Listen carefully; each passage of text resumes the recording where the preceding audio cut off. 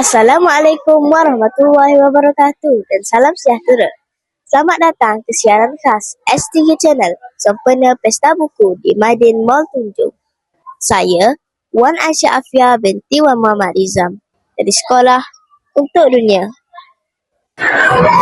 Pada hari ini, kita berada di sini bagi menyaksikan kemeriahan Pesta Buku yang menghimpunkan berbagai bahan bacaan menarik, ilmiah dan bermanfaat untuk semua pengunjung. Untuk mengetahui suasana pesta dengan lebih lanjut, teruskan bersama wartawan cilik kita Aira Nuliana binti Muhammad Asri. Saya Aira Nuliana binti Muhammad Asri melaporkan secara langsung dari Madin Mall Tunjung bersempena Pesta Buku yang sedang berlangsung dengan meriah pada hari ini. Pelbagai aktiviti menarik diadakan di sini. Antaranya jualan buku, promosi istimewa serta peluang bertemu penulis terkenal. Suasana di pesta ini juga amat meriah dengan kehadiran ramai pengunjung dari pelbagai peringkat umur. Bagi mengetahui dengan lebih lanjut mengenai kemeriahan Pesta Buku yang berlangsung di Madin Mall Tunjung, mari ikuti kami.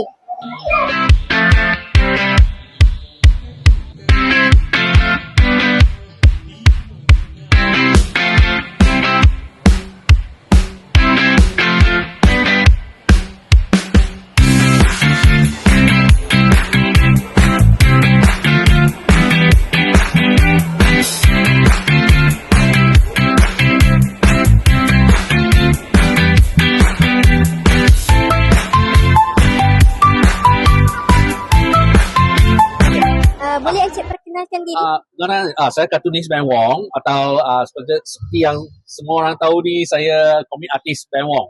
Harapan Encik kepada para pembaca khususnya untuk golongan muda? Harapan saya memang dari dulu sampai sekarang, saya memang harapkan pembaca-pembaca dapat tangkap isi tersirat dalam komik-komik saya, sebab ramai bukan saja pembaca tapi kepada ibu bapa juga ramai yang kadang-kadang salah faham sebab komik ni bukan satu bahan bacaan yang baik ataupun bermanfaat kepada budak-budak sekolah, terutamanya kepada budak-budak kecil. Tapi bagi saya sekarang, terutamanya komik-komik yang bawah terbitan macam komik M ni, memang semua menggunakan bahasa yang baik dan betul, bahasa baku, bahasa yang baik dan bermoral juga.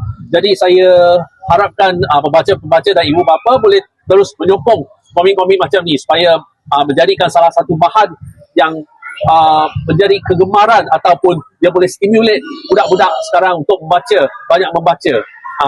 Mula dari komik. Okey? Terima kasih. Terima kasih.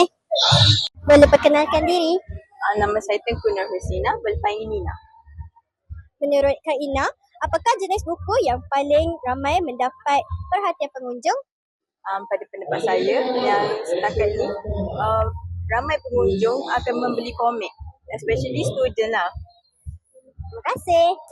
Saudari dari sekolah mana?